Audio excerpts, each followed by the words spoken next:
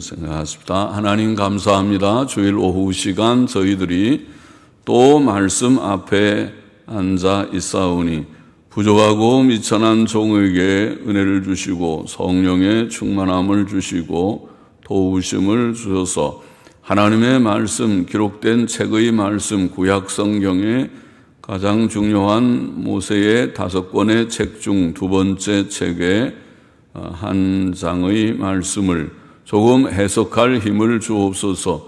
우리의 심신이 연약하오니 주님, 전하는 자에게도 은혜를 주시고 또 받는 이들에게도 이 오후에 육신은 쇠하고 또 피곤하고 그렇게 할지라도 하나님의 주시는 은혜로 깨어 말씀을 묵상하며 읽기도 하고 듣기도 하고 묵상하며 그래서 교훈이 되고 유익이 되게 하여 주옵소서. 하나님의 말씀은 우리에게 유익된 복된 보화와 같은 말씀이오나 우리는 미련한 짐승과 같아서 하나님의 말씀의 가치를 알지 못하고 흘려보낼 때가 많사오니 긍휼히 여겨주시고 이 시간도 은혜를 주셔서 말씀이 유익이 되게 하여 주옵소서. 예수님의 이름으로 기도하옵나이다. 아멘. 아멘. 출애굽기 25장 말씀, 성막 건립 지시, 성막을 지어라. 25장부터 이제 40장까지, 40장 끝에 가면 성막을 다 지었다. 그렇게 나옵니다. 성막 건립 지시. 오늘 25장에는 그 가운데 법궤와 떡상과 등대라는 새 기구도 어떻게 지어야 될 것을 지시하였습니다. 1절 2절 보십시다. 여호와께서 모세에게 일러 가라사대 이스라엘 자손에게 명하여 내게 예물을 가져오라. 예물을 가져오라 하고 무릇 즐거운 마음으로 내는 자에게서 내게 드리는 것을 너희는 받을지니라. 받을지니라. 하나님께서는 성막 건립을 지시하시기 전에 성막을 이제 짓게 하시는데 이렇게 지으라고 자세히 이제 지시하실 것인데 25장부터 40장에 걸쳐서 지시하고 그들이 또 잘 지었다 그런 내용이 이제 다 나오는 걸 읽어볼 터인데 그 성막 건립 지시 전에 이스라엘 백성이 자원하는 예물을 가져오게 하였습니다. 내게 예물을 가져오라. 하나님께서 뭐 돈이 필요하신 것은 아니지만은 성막을 짓는 데는 돈이 필요하니까 돈이나 뭐 물건들이 필요하니까 예물들을 가져오게 했습니다. 이스라엘 백성이 자기들이 가지고 있는 그런 좋은 것들이 많이 있었던 모양이죠. 그래서 내게 예물을 가져오라. 근데 가져오되 무릇 즐거운 마음으로 내는 자에게서 내게 드리는 것을 너희는 받을지니라. 그러겠죠. 하나님께서 즐겨내는 자를 사랑하신다. 고린도후서 9장 7절에 그렇게 말씀하셨는데 헌금의 원리를 말씀하시면서 하나님 모든 것이 다 하나님의 것인데 하나님께서 우리에게 주셔서 우리가 하나님을 알게 되고 하나님께서 주신 것을 알게 되었는데 그런데 너희가 가지고 있는 것 중에서 내가 성막 짓는데 필요한 것을 전부 예물로 바쳐라 그럴 때 입이 튀어나와서 못 바치겠습니다. 하나님 우리 내가 쓸 것도 부족한데 뭘 바치라고 그럽니까? 그러고 입이 나와서 바치기 싫어하는 사람은 안 바치지. 그런 거를 하나님께서 억지로 내라 그렇게 하실 리도 없고 그렇게 하지도 않고 또 하나님께서 원하지 않으십니다. 그런 거를 통해서 하는 것이 아니고 무릇 즐거운 마음으로 내는 자, 즐거운 마음으로 내는 모든 사람들 하나님께서 그런 사람을 좀 주셨어요. 몇 명인지 몰라도 몇 퍼센트인지는 몰라도 전체 이스라엘 회중 중에서 얼마나 되는지는 몰라도 그런 사람을 주셔서 무릇 즐거운 마음으로 내는 자에게서 내게 드리는 것을 받으라 그렇게 했습니다. 이치가 오늘날이나 옛날이나 똑같습니다. 오늘날도 성막은 성전, 하나님의 교회 운동, 교회를 짓는 예배당 건축하는데도 물론 돈이 들지만은 교회는 예배당이 아니고 우리가 믿는 구원 역사, 전도도 하고 교회도 세우고 개척교회도 세우고 처처에 하나님의 일들을 하는데 돈이 좀 필요하겠죠. 그런 데는 다 돈이 필요할 것입니다. 그렇죠? 예배당을 짓는데도 아마 이것 우리 예배당 짓는데도 몇 억 들었는지 전부가 16억 들었는지 16억 밑에 원래 기초가 돼 있으니까 위에만 우리가 좀 확장을 하니까 16억 정도 들었죠. 처음엔 돈 하나도 없이 시작했습니다. 우리 당회를 할 때 어느 장로님은 5억 이상 들면 절대로 하지 마십시다. 교인들 시험 받고 큰일 납니다. 본인도 시험 받고 교인도 시험 받고 그럴까 봐 걱정해서 그러십시다.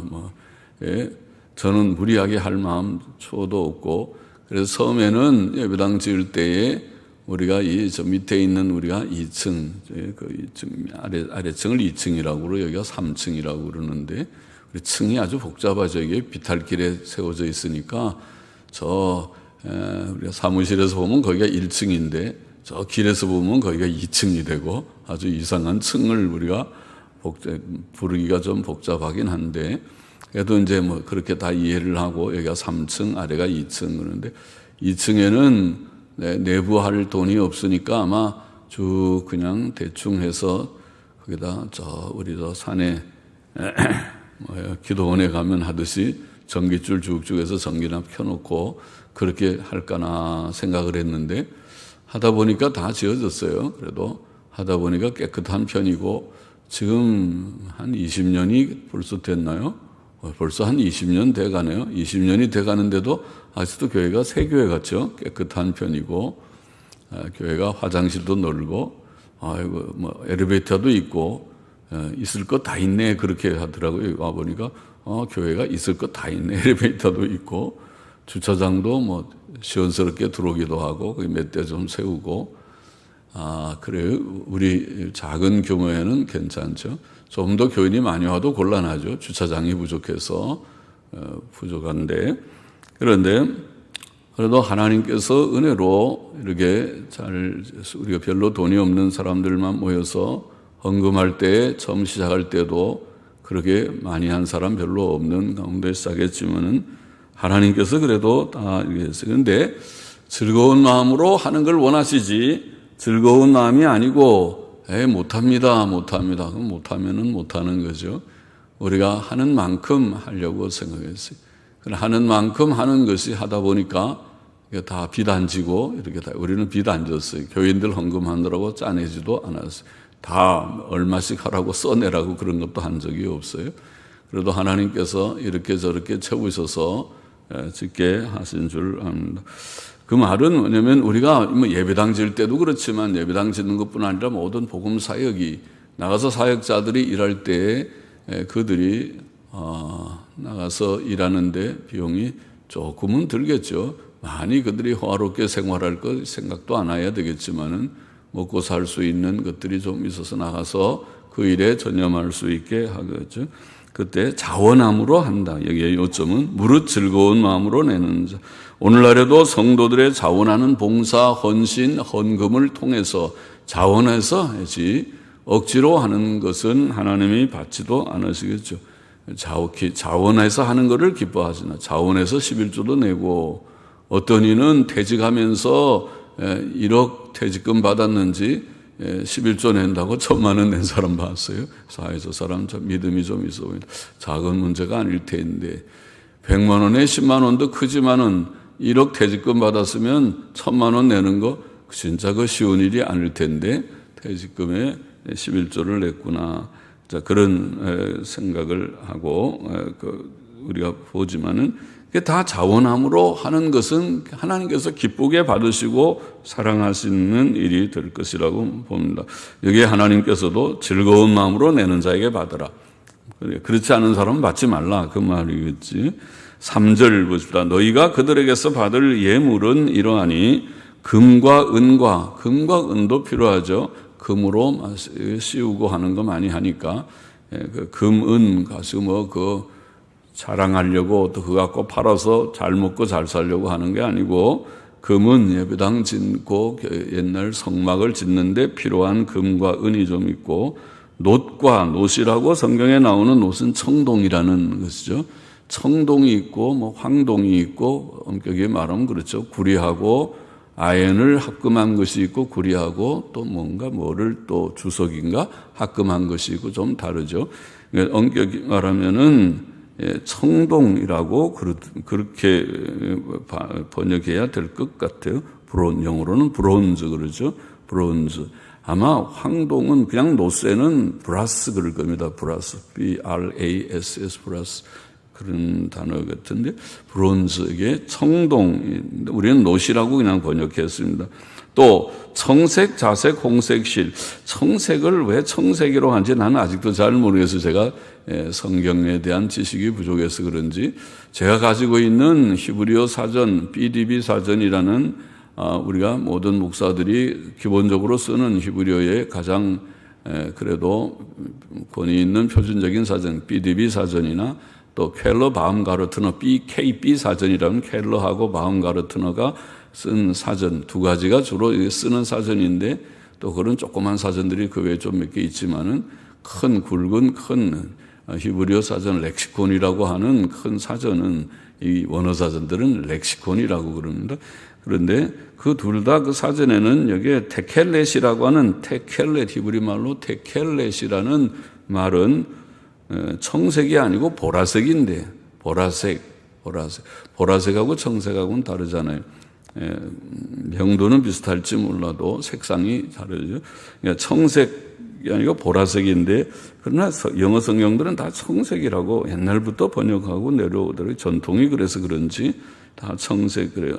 근데 여튼 그러나 우리의 단어는 그렇고 그는 BDB 사전도 그다음에 켈로바움그루트너 사전도 그런데 그래서 여튼 보라색의 청색이라는 말은 원어의 뜻은 보라색이다. 그렇게 제가 설명드릴 수밖에 없고 보라색, 자색, 홍색, 실 다 붉은빛이 있는 것입니다. 보라는 빨강하고 파랑 섞으면 보라가 되는 것이죠. 자색, 그다음에 홍색 다 붉은 기운이 있는 실들입니다. 그 붉은 기운이라는 것이 주님의 속죄의 피를 상징하는 의미하는 그런 뜻이 있어 보입니다. 여하튼 보라색, 자색, 홍색 실, 가는 배실, 염소털과 붉은 물들인 수양, 그것도 붉은 물이 듭니다. 물들인 순양이라고 읽고 발음 우리가 쓸 때도 표기도 수에다가 시옷 받침을 붙입니다. 순양의 가죽과 해달의 가죽, 타카시라고 하는 히브리어는 아마 어려운가 봅니다. 타카시, 해달의 가죽, 사전도 거기에 대해서 BDB 사전도 분명하게 설명을 안 하고 있고, 그러나 켈러 바움가르트는 좀 더 후에 만든 KB 사전이라는 사전은 돌고래 가죽, 그렇게 설명했어요. 타카시를 돌고래. 그래서 권위 있는 영어권의 NASB 성경은 돌고래 가죽이라고 번역을 했더라고요. 해달하고 돌고래는 다르잖아요.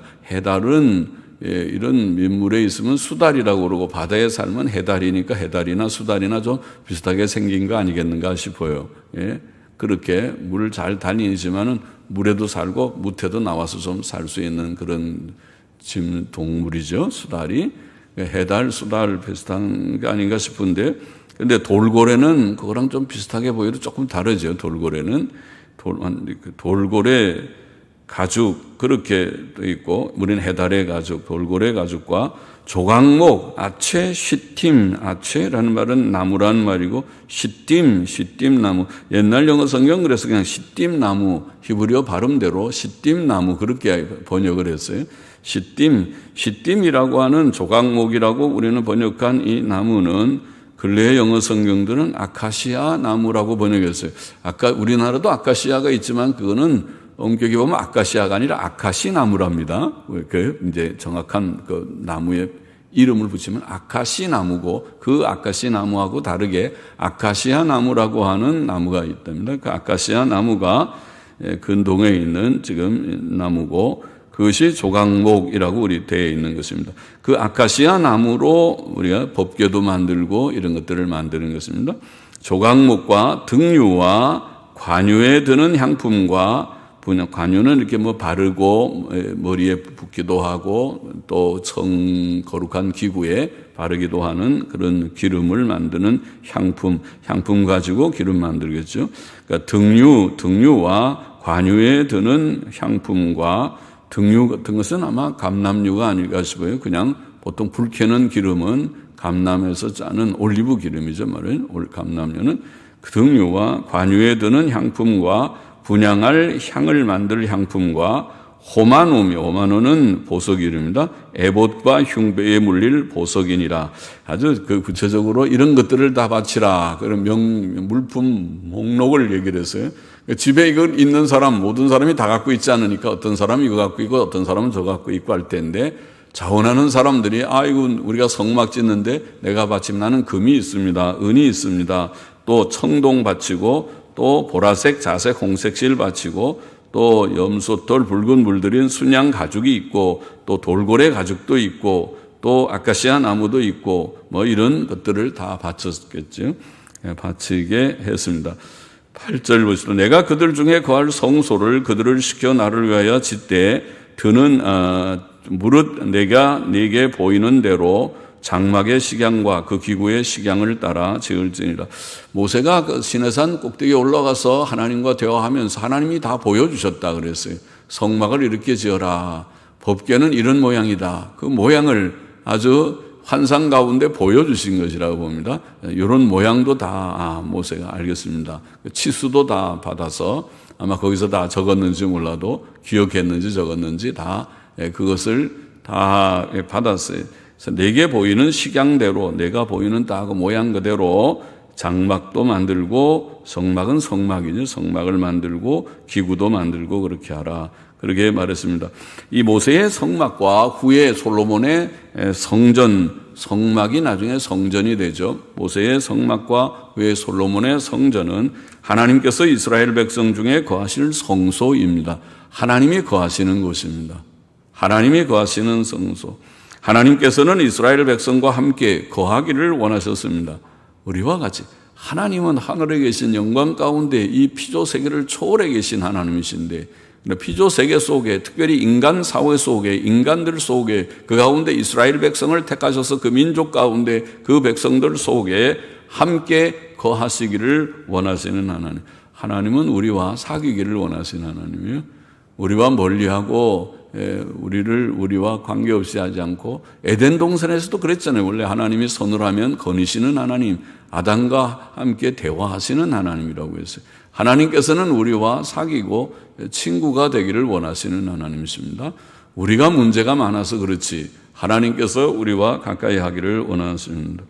구약시대의 성막은 신약교회의 모형일 뿐만 아니라 또한 마지막 날 보게 될 천국의 모형이라고 보입니다. 고린도전서 3장 16절에 보면 너희가 하나님의 성전인 것과 우리는 오늘 신약교회 성도들과 교인들의 모임인 교회는 신약교회는 성전이라. 하나님의 성전인 것과 너희가 하나님의 성전인 것과 하나님의 성령이 너희 안에 거하시는 것을 알지 못하느냐. 성령께서 우리 안에 거하시니까 성전이 맞죠. 성전은 하나님이 계신 곳이 하나님의 집이니까 내 집에 들어가면 내가 살아야지 남이 살면서 내 집이라고 하지 않잖아요. 세를 줄 때는 몰라도. 그러니까 우리가 집 그러면 아무개 집이면 내가 거기서 살듯이 성전은 하나님의 집입니다. 하나님께서 성령께서 우리 가운데 계시고 성령께서 오늘 신약교회 가운데 두세 사람이 내 이름으로 모인 곳에 하나님이 오늘도 여기에 주께서 계시고 성령님께서 우리 가운데 계시니까 성전이라는 것입니다. 신약교회는 성전이다. 성전이다. 또 천국도 물론 성전이죠. 하나님께서 우리와 함께 하시는 요한계시록 21장 3절에 보면 내가 들으니 보좌에서 큰 음성이 나서 가로되 보라 하나님의 장막이 사람들과 함께 있으며 그러니까 구원의 완성은 요한계시록 끝에 가보면 하나님이 구원하시는 구원의 과정 구원이라는 것을 설명하기를 구약의 선지자들이 설명하기를 하나님이 우리 하나님 우리가 하나님의 백성 되는 게 구원이라고 그랬어요. 하나님과의 바른 관계 지금은 그렇지 않잖아요. 우리가 하나님 싫어하고 죄만 짓고 하나님께서도 우리를 미워하고 내가 죄인을 기뻐하지 않노라 하고 하나님과 사람이 분리되어 있지만은 구원은 하나님께서 택한 백성들이 회개하고 주께로 돌아와서 하나님을 인정하고 하나님의 주권을 인정하고 하나님이 하나님 되심을 인정하고 하나님께서도 우리를 멀리치지 않고 내가 너를 내 백성으로 삼노라. 예, 우리를 택하시고 사랑하시고 함께 하시고 목자가 되어주시고 그런 관계. 그런데 천국 가면은 그것이 더 완전히 구현돼서 완전히 실현이 돼서 하나님의 장막이 사람들과 함께 있는다. 그렇게 표현했어요. 진짜 성전이죠. 하나님의 장막이 사람들과 함께 있으면 하나님이 저희와 함께 거하시리니 이렇게 되어 있습니다. 그래서 그것이 구원의 완성과 같이 천국의 영광입니다. 하나님과 우리가 영원히 같이 살게 될 것입니다. 그것이 천국의 모습입니다. 10절 보십시다. 그들은 조각목으로 이제 이렇게 지으라고 하고 구체적으로 처음에 법궤에 대해서 말합니다.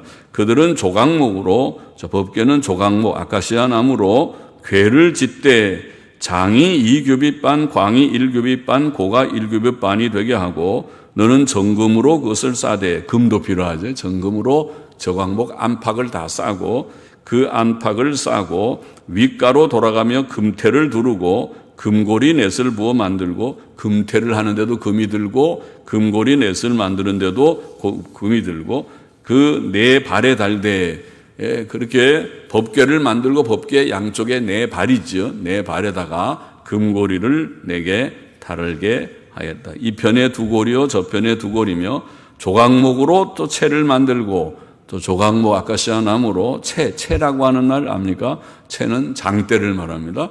조각목으로 장대를 만들어서 그 두 고리에게 양쪽에 끼면은 양쪽에 들 수 있는 가마같이 되는 거죠. 그래서 장대를 만들고 금으로 싸고 그 채도 금으로 싸고 그 채를 궤 양편 고리에 꿰어서 궤를 매게 하며 채를 궤의 고리에 꿰은 대로 두고 빼어내지 말지며 그 채는 다 끼워놓고 그냥 있어라.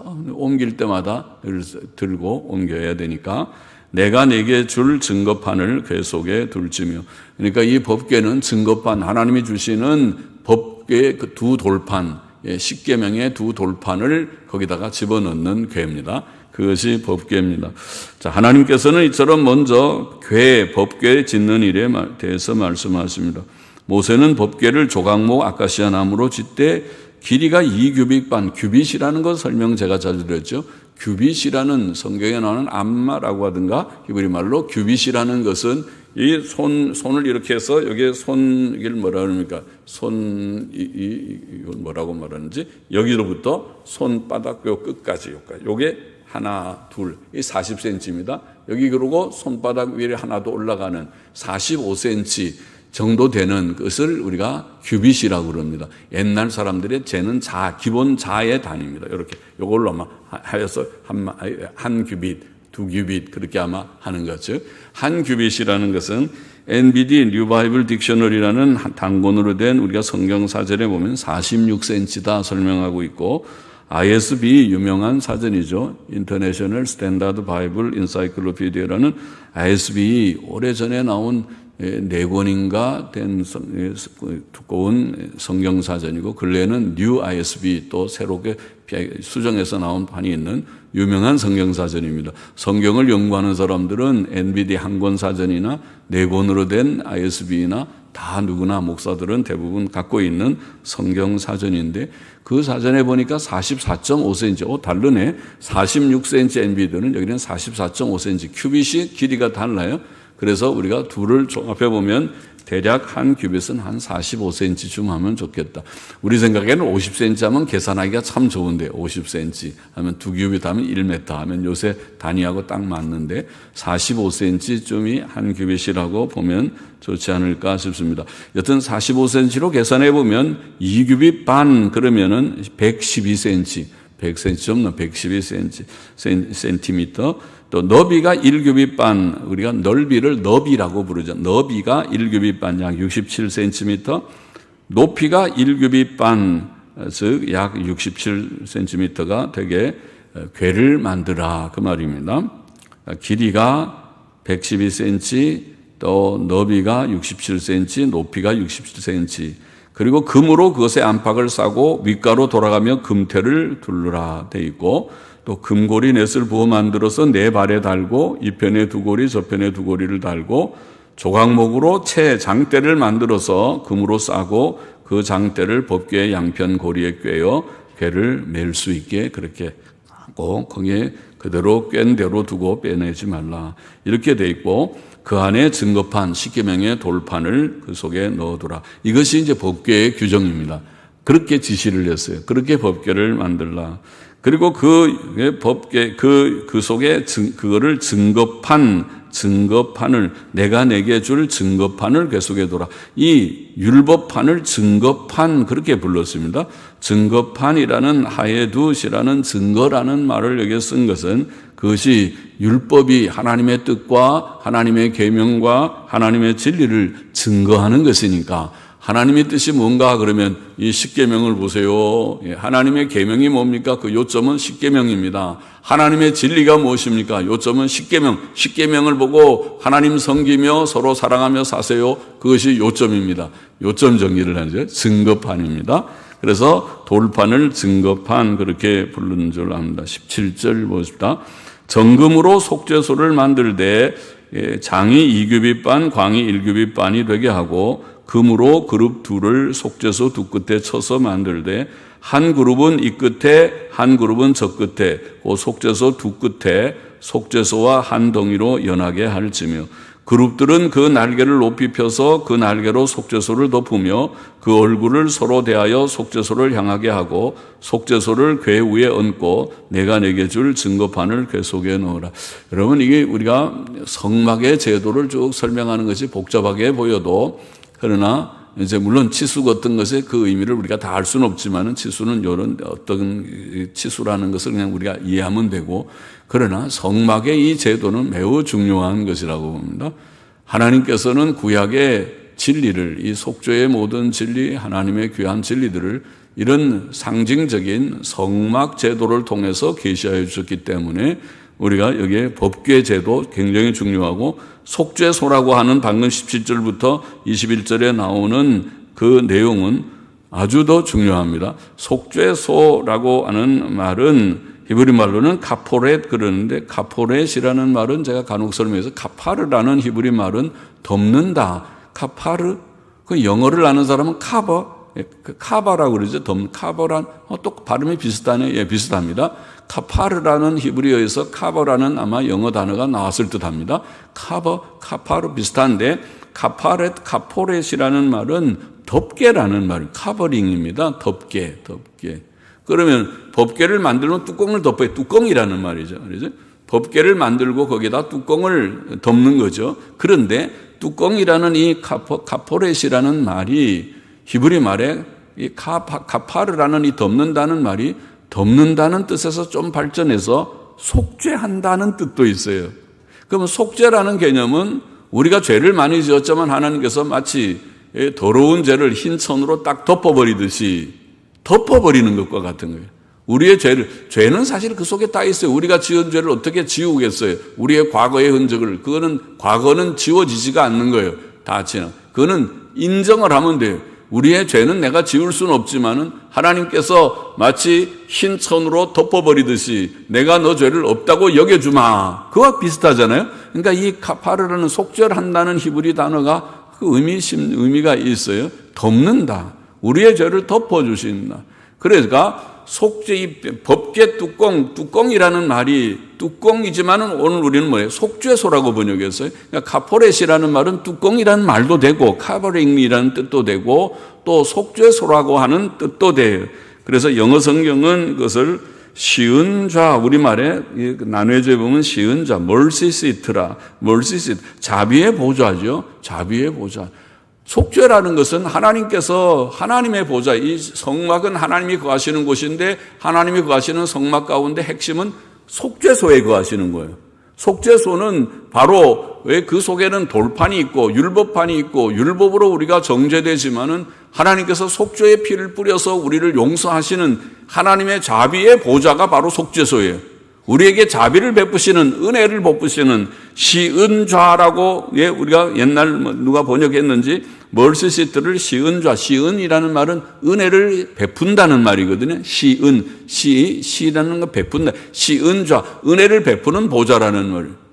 그것이 속죄소의 의미라고 그렇게 영어 성경은 표현했어요. 좋은 표현이죠. 그것은 자비의 보좌입니다. 속죄소입니다. 법궤의 뚜껑은 그 속죄소입니다.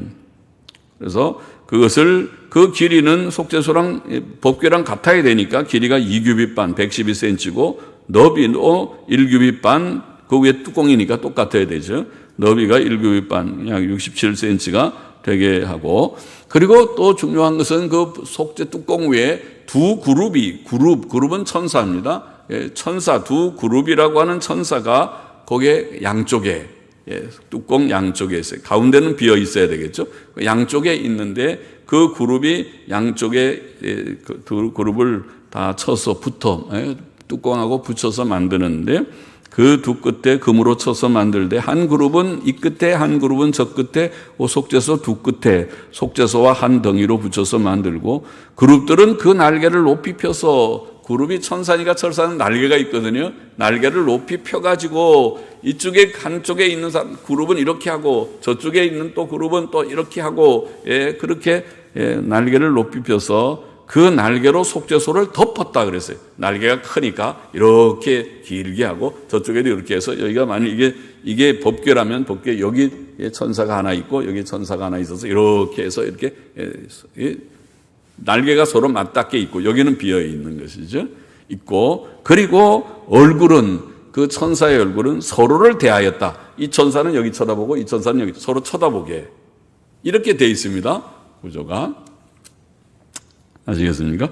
그런데 흥미로운 것은 후에 솔로몬 성전을 지을 때 솔로몬 성전에 대한 설명을 우리가 역대하 3장에 보면 나오는데 역대하 3장 13절에 보면 솔로몬 성전에는 이 법궤 위에 두 그룹들이 얼굴을 서로 보는 것이 아니고 얼굴을 외소를 향하여 본다 이렇게 되어 있어요. 이 법궤가 있는 것을 내소라고 합니다. 지성소, 그걸 내소라고 말합니다. 내소고 성소는 외소거든요. 그 외소를 향하여 본다 그러면 어떻게 해요? 성막에서는 그룹이 서로 쳐다보는데 솔로몬의 성전에서는 그룹들이 얼굴을 밖으로 쳐다보는구나. 밖으로 쳐다보면서 그러면서 날개를 서로 펴서 이렇게 날개 한쪽 오른쪽 날개 이쪽은 왼쪽 날개 오른쪽 날개 이렇게 해서 서로 맞닿고 또 다른 날개는 저쪽 벽까지 아마 맞닿아 있어 보이고 그리고 얼굴은 밖을 쳐다보게 돼. 차이가 있구나. 성전의 그룹하고 성막의 그룹은 모양이 얼굴을 쳐다보는 그 방향이 차이가 있구나. 역대하 3장 13절에 보면 그렇게 우리가 알 수가 있을 것이라고 봅니다. 모세는 또 하나님께서 주실 증거판을 궤 속에 넣고 속죄소를 궤 위에 뚜껑이니까 궤 위에 얹어야 했습니다. 22절 봅시다. 거기서 이게 중요하다고 그랬죠. 속죄소 거기서 내가 너와 만나고 의미심장하죠. 하나님과 인생이 만날 수 있는 하나님과 이스라엘 백성, 하나님의 백성과 만날 수 있는 장소가 어디냐? 만남의 광장이 만남의 장소가 어디냐? 다른 곳이 아니고 속죄소. 그렇죠.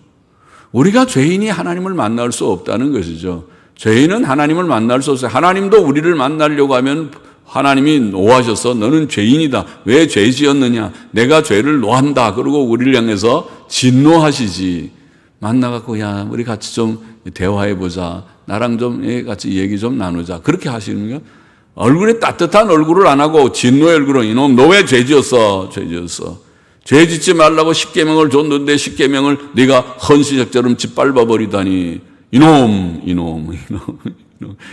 그러고 하나님께서 노하시고 우리도 하나님을 대하지 못하고 감히 얼굴을 못 뜨고 내가 예배당 나가면 하나님 눈초리가 무서워서 오늘은 예배당 안 나간다 그러고 또 예배당 나가도 저 뒤에 여기는 우리는 기둥이 없어서 참 다행인데 보통 교회들은 기둥이 많아서 기둥 뒤에 숨어가지고 내가 딱 있는다.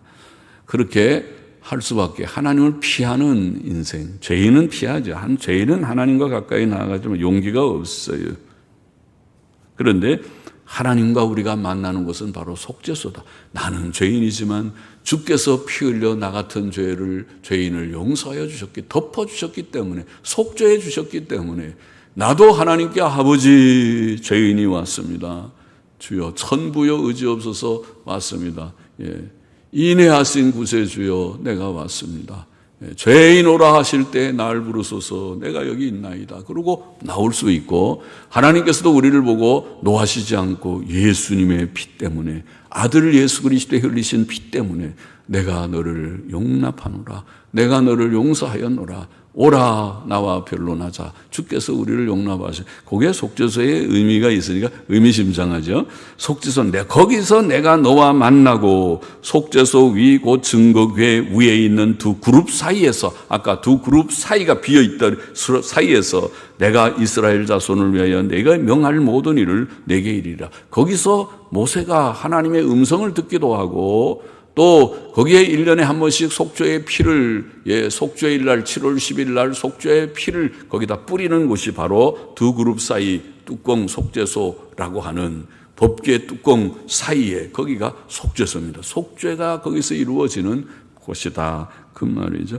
그것은 로마서 3장 19절 이하의 귀한 진리를 보이고 있는 것입니다. 속죄소 밑에 법궤는 뭐가 있습니까? 율법이 있습니다. 십계명이 있습니다. 십계명에 의하면 우리는 죄인입니다. 정죄를 받을 수밖에 없는 죄인입니다. 하나님도 사랑하지 않고 이웃도 사랑하지 않고 십계명을 다 범한 죄가 많은 죄인입니다. 정죄되고 지옥 가야 할 죄인입니다. 그러나 그 위에 속죄의 피가 뿌려지는 것이 속죄소입니다. 그것이 뚜껑입니다. 덮는 속죄의 피가 있는 자비의 보좌입니다. 속죄의 보좌입니다. 그것은 로마서 19장의 율법으로는 우리가 다 죄인이지만, 모든 사람이 죄를 범하여 하나님의 영광에 이르지 못하는 죄인이지만은, 율법과 별개로, 이제는 율법과 별개로 예수 그리스도를 믿는 믿음으로 모든 믿는 자에게 미치는 하나님의 의, 예수님을 믿을 때 죄 씻음 받고 의롭다함을 주시는 하나님의 은혜를 우리가 로마서 3장 19절부터 24절에 나와 있는 것이 아닙니까? 모든 사람이 죄를 범하였으며 하나님의 영광에 이르지 못하더니 그리스도 예수 안에 있는 구소로 말미암아 하나님의 은혜로 값없이 의롭다함을 받은 자 되었느니라. 23장 24절이 아주 핵심이라고 말해요. 로마서의 핵심이고 신약 성경의 정수입니다. 복음의 핵심입니다. 로마서 3장 23절 24절의 말씀이, 그것이 바로 속죄소에 상징되어 있기 때문에, 그래서 법궤가 중요하고 속죄소가 중요하다. 거기서 내가 너와 만나고 옳습니다. 죄인들은 예수 그리스도의 속죄의 십자가, 그 속죄소가 바로 예수님의 대속사역을 상징하는 것이고, 예수님의 십자가 아래서 하나님과 만날 수 있다. 하나님과 만날 수 있는 만남의 장소가 된다. 그것을 보이고 있습니다. 하나님과 교제가 회복되는 것이다. 23절 보시다. 너는 조각목으로 상을 만들되 장이 2규빗, 광이 1규빗, 고가 1규빗 반이 되게 하고 정금으로 싸고 주위에 금태를 두르고 그 사면에 손바닥 넓이만한 턱을 만들고 그 턱 주위에 금으로 태를 만들고 그것을 위하여 금고리 넷을 만들어 그 네 발 위 네 모퉁이에 달되 턱 곁에 달라. 이는 상 맬 채를 꿰를 곳이며 또 조각목으로 그 채를 만들고 금으로 싸라. 상을 이것으로 맬 것이니라. 비슷하죠. 양쪽 달에다가 여기는 턱을 만들고 그 옆에다 또 고리를 4개 만들어서 채를 꿰어서 옮길 수 있게 그렇게 하라는 것입니다. 너는 대접과 숟가락과 병과 붓는 잔을 만들되 정금으로 만들지며 상위에 진설병을 두어, 진설병이라는 말은 하나님 앞에 차려놓는 떡을 진설병, 병은 떡 병자입니다. 그래서 하나님 앞에 차려놓는 떡, 이런 뜻입니다. 진설병, 하나님 앞에 차려놓는 떡을 두어 항상 내 앞에 있게 하라. 이렇게 설명합니다. 이게 떡상인데 떡상과 진설병, 앞에 법궤와 뚜껑 속죄소 중요하고, 떡상과 진설병도 이것도 예수님을 상징하는 깊은 뜻이 있죠. 예수님은 나는 하늘에서 내려온 산떡이라. 요한복음 6장 51절에 그랬죠. 예수님은 자신이 떡이라. 산떡이니 사람이 이 떡을 먹으면 영생하리라. 나의 줄 떡은 그 세상의 생명을 위한 내 살이다. 주님은 십자가에서 자기 자신을 몸을 찢으시고 피를 흘리시는 그것을 의미했어요. 주님의 속죄의 죽음, 고난, 속죄의 죽음을 떡이라고 표현했어요. 떡과 흘리시는 피. 이것이 우리가 성찬식에서 나타난 거죠. 굉장히 의미심장한 것입니다. 그 떡상은 우리는 먹어야 살잖아요. 안 먹고 살 사람이 있습니까? 굶으면 죽어요. 그렇죠? 굶으면 힘이 없어요. 일 많이 하는 사람은 잘 드셔야 돼요. 일을 보통 사람들보다 많이 하는 사람, 조금 하고 쉬엄쉬엄 하는 사람은 조금 먹어도 돼요. 그러나 일을 많이 해서 에너지가 많이 필요한 사람은 잘 드셔야 돼요. 운동선수들은 잘 들어야 돼요. 그죠? 닭가슴살에다가 고단백 저칼로리 하면 든가요? 뭐든가요? 하여튼 많이 잘 먹어요. 잘 먹어야 저칼로리 하면 안 되겠지. 일 많이 하면 칼로리도 있어야 되지만은 살 안 찌려면은 그렇지만은 일 많이 하는 사람들은 단백질 섭취를 많이 하고 그리고 잘 드셔야 돼요. 그래야 일을 할 수 있지. 그렇지 못하면 몸이 아픈 거예요. 몸이 아프면은 모든 병이 다 나는, 연약하면 다 병이 들어요. 정신적인 연약도 마찬가지라고 저는 생각해요. 육신과 정신은 같이 가기 때문에 몸에 건강이 우선 있어야 돼요.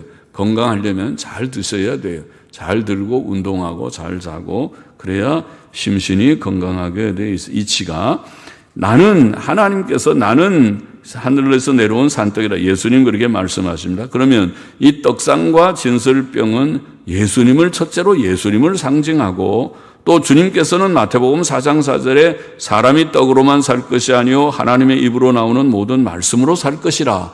그러면 이 떡상은 하나님의 말씀, 성경 말씀을 상징하는 의미도 있어요.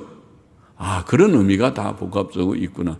예수님, 그러면 성막은 예수님을 상징하는 것이 첫째고 또 우리가 하나님을 섬길 때 하나님 말씀 중심으로 가야 된다. 그것을 보이는 뜻도 담고 있어요.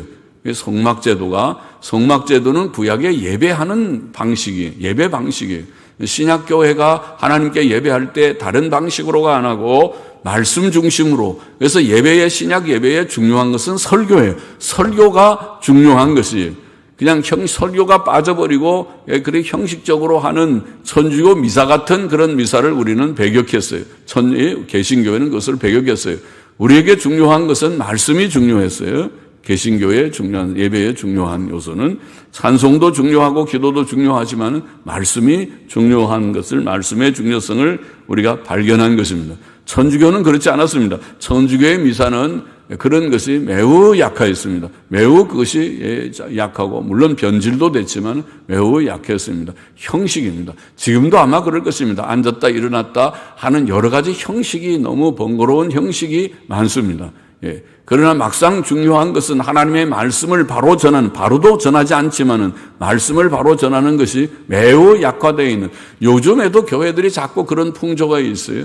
그래서 예배를 자꾸 형식화해서 천주교를 닮아가서 여러 가지 무슨 이상한 형식들을 자꾸 도입하는 그런 것이 있어요. 그러나 개신교 예배는 원래 그런 것이 아닙니다. 단순했습니다. 찬송 부르고 기도하고 말씀을 전하고 받는 단순한 형식입니다. 천주교를 따라가면 안 돼요. 그렇게 단순화되어야 되는데 말씀이 중요하다. 그것이 말씀은 예수님이고 또 성경 말씀이다. 31절 이하에는 너는 정금으로 등대를 쳐서 만들되 그 밑판과 줄기와 잔과 꽃받침과 꽃을 한 동이로 연하게 하고 가지 6을 등대 곁에서 나오게 하되, 그러니까 가지 중심이 등대가 가지 촛대죠. 말하자면 하나가 있고 6가지가 쭉 나와요. 여기서 이렇게 6개가 이쪽에 3개, 이쪽에 3개 나오면 전부 6가지가 나오면 위에까지 가운데까지 합치면 7개의 등잔이 있는 것이 등대의 모습입니다. 그렇게 만들라는 것입니다. 3가지는 이편으로 나오고 3가지는 저편으로 나오게 하며 이편 가지에 살구꽃 형상의 잔색과 꽃받침과 꽃이 있게 하고 저편 가에도 살구꽃 형상의 잔색과 꽃받침과 꽃이 있게 하여 등대에서 나온 6가지를 갖게 할지며 등대 줄기에는 살구꽃 형상의 잔넷과 꽃받침과 꽃이 있게 하고 등대에서 나온 6가지를 위하여 꽃받침이 있게 하되 2가지 아래 한 꽃받침이 있어 줄기와 연하게 하며 또 2가지 아래 한 꽃받침이 있어 줄기와 연하게 하며 또 2가지 아래 한 꽃받침이 있어 줄기와 연하게 하고, 그러니까 3개가 나오지만은 이 2개가 맨 밑에 나오는 것이 2개가 하나 합쳐서 중간에 꽃받침이랑 그런 거 있고, 또 2번째도 또 있고 3번째도 있고, 그리고 맨 위에는 다 등잔을 꽂는 7개의 등잔을 만드는 그런 모양으로 되어 있는 것입니다.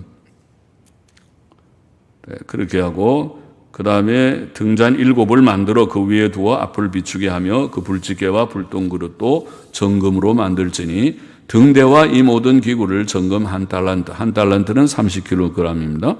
1달란트 30kg으로 만들되 너는 삼가 이 산에서 내게 보인 식양대로 하라. 이 등대도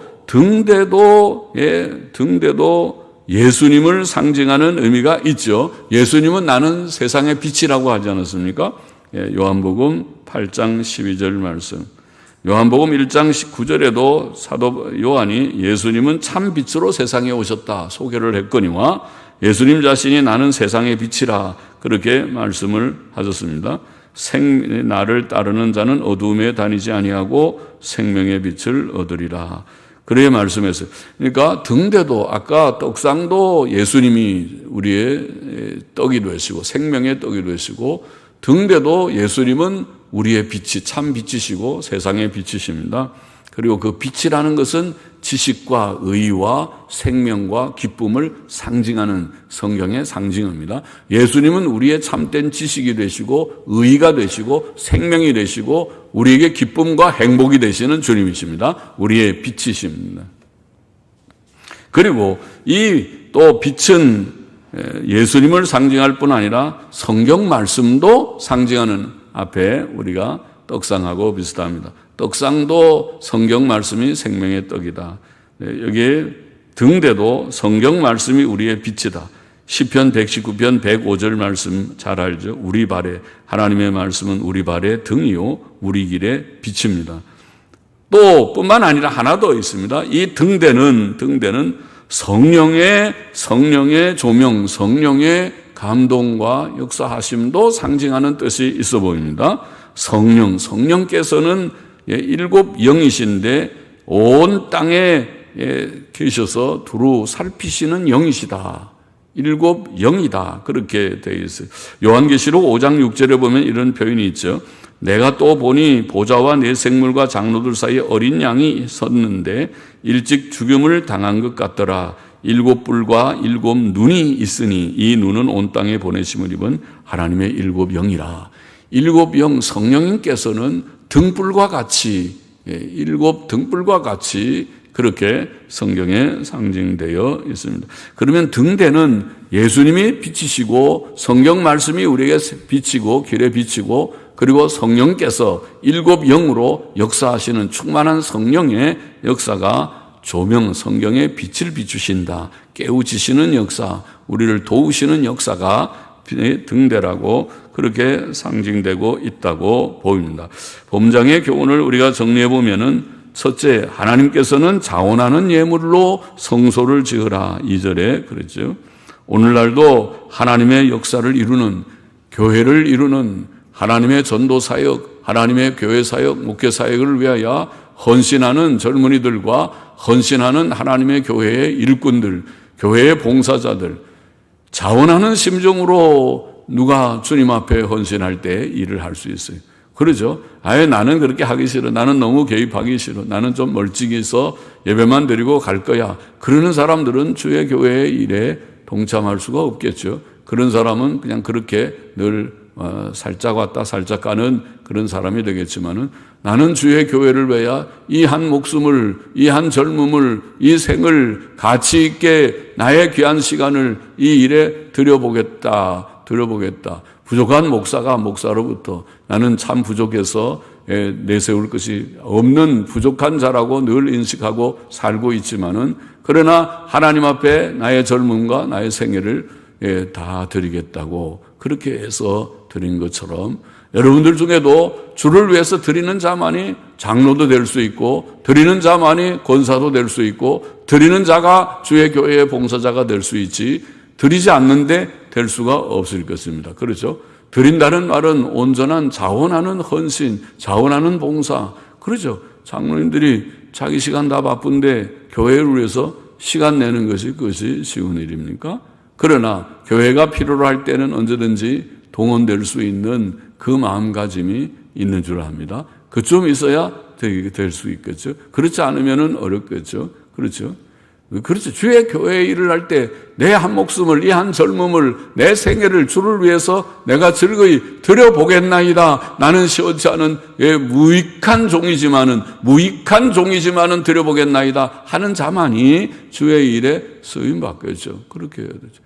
주님은 그렇게 자원하는 사람을 원하지, 자원하지도 않고 나는 안 하겠습니다 하는 사람한테 하라, 그렇게 잘 안 하시죠. 모세 같은 경우는 그렇게 불러기도 했지만 준비가 됐으니까 코 빠진 모세에게 힘내, 내가 너를 좀 쓰려고 한다. 가, 그래도 가. 그래야 하나님이 강권하기도 하셨지만은, 그렇죠. 그래서 준비가 잘 돼 있으니까 그렇죠. 너무 나서서 내가 적격이라고, 내가 자격자라고 그랬으면 아마 안 시켰겠죠. 네가 뭐가 자격자냐? 네가 자격이나 있냐? 그러고 하나님께서 그를 물리셨겠지만 내가 자격이 없습니다. 그래도 하나님 보시기에는 네가 적격이다. 내만큼 준비된 자가 없어 보이니 네가 가주기를 원한다. 제발 가주기를 원한다. 그래서 사용하지 말고 꼭 가거라. 강권해서 하는 경우도 있긴 있지만은 주님께서 우리의 마음에 즐거운 마음, 자원하는 마음을 주셔서 내가 금을, 내가 은을, 내가 가진 이것을 주의 성막 짓는데 내가 드려보겠다 하는 걸 받는 것처럼 하나님의 교회를 세워나가는 하나님의 복음 사역을 아늘도 주님 재림하실 때까지 아직도 해야 할 일이 없지 않지 않습니까? 아직도 누군가가 전도해야 되고 누군가가 세워야 되고 누군가가 이루어야 될 이 일을 위해서 누가 갈고 그럴 때 전부 다 나다이 나는 아니다. 그 영어로 나다이 그래요. not I. 나는 아닙니다. 누가 먹을까 그러면 내가 가서 먼저 먹는다. 먹는 거는 1등하고 일 시키는 거는 나는 아니다. 누군가가 하겠지.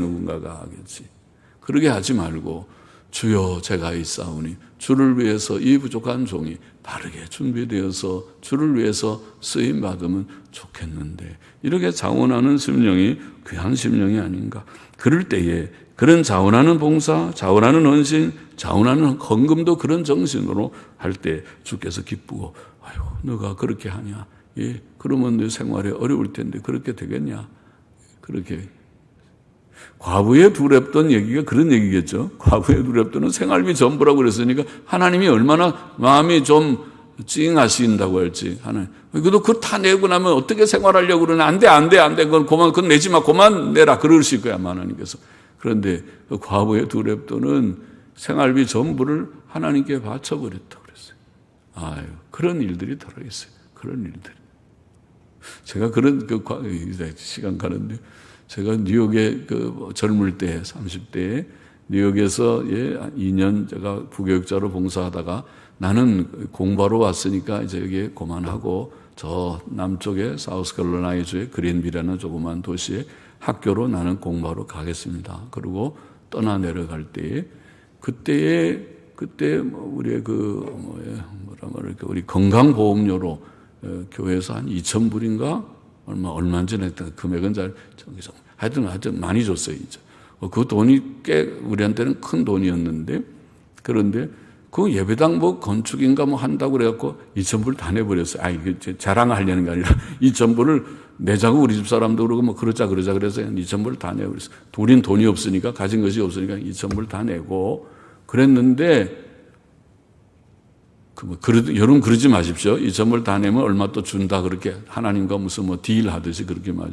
근데 우리가 그냥 그 믿음으로 작은 믿음이지만 낼 게 없고 그리고 명색이 부목사가 돼가지고 우리가 헌금하는데 우리가 안 낼 수 없고 가진 건 없고 교회에서 받은 2,000불 다 내버렸는데 그런데 우리가 이제 떠나 내려올 때 우리는 돈이 없어서 돈 떨어지면 그냥 한국 온다 생각하고 떠나 내려오는데 이제 송별식하고 이제 마지막 이제 예배 드리고 떠나 내려오는데 교인들이 어이구 저 목사님 내려가면은 힘들 텐데 이 사람 저 사람 어떤 사람은 큰 누런 봉투에다가 자기가 그 맨하탄에서 장사하는 사람인데 이런 사람 모르겠어요. 자 여기다 막 돈을 막 어떻게 집어넣은 큰 봉투 하나를 들고 와서 저를 주지를 않는가?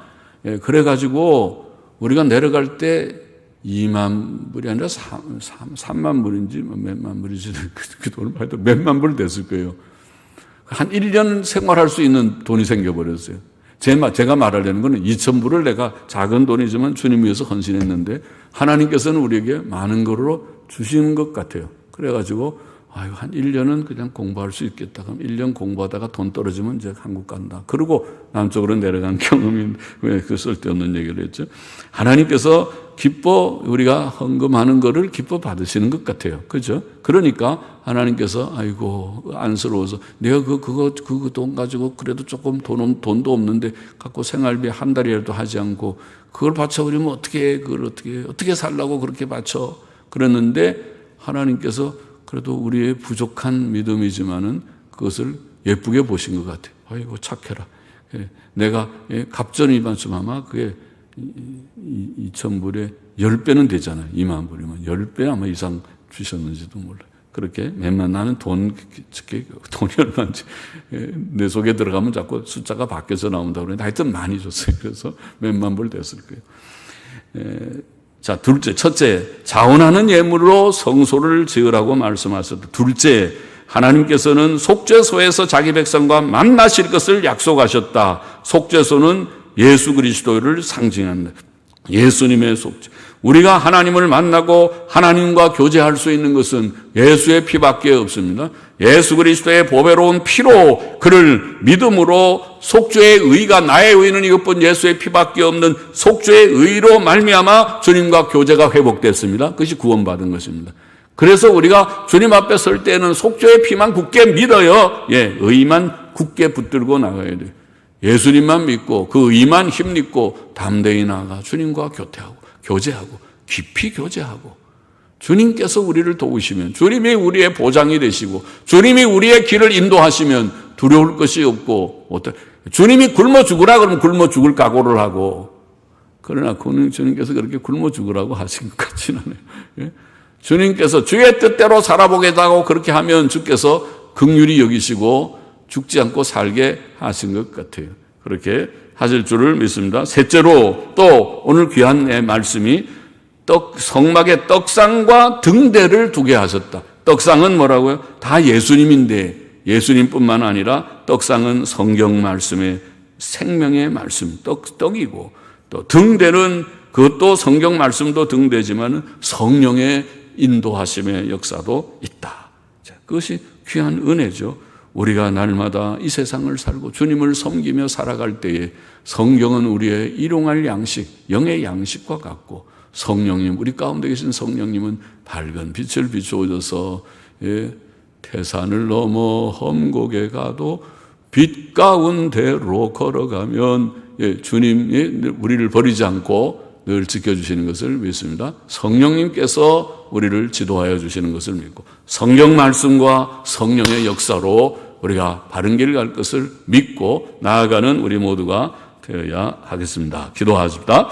하나님 아버지, 자원하는 예물로 성소를 지으려 하듯이 오늘 시대에도 참 교회를 건립해 나가는 하나님의 역사를 이룸에 있어서 자원하는 종들이, 젊은이들이, 성도들이, 자원하는 헌신자들이, 직분자들이 많이 생겨나서 하나님의 교회가 부족함이 없게 하여 주시기를 소원합니다. 주께서 속죄의 피로 우리를 구속하시고 우리를 자녀 삼아 주셨사오니 이제도 예수 그리스도의 의를 힘입어 주님과 교통하며 나아가는 저희들이 되게 하여 주셨사오니 그렇게만 살게 하시고 늘 말씀 안에서 성령님의 빛 아래서 늘 바른 길 걷는 저와 우리 모두가 되게 하여 주옵소서. 감사하며 예수님의 이름으로 기도합나이다. 아멘. 아멘.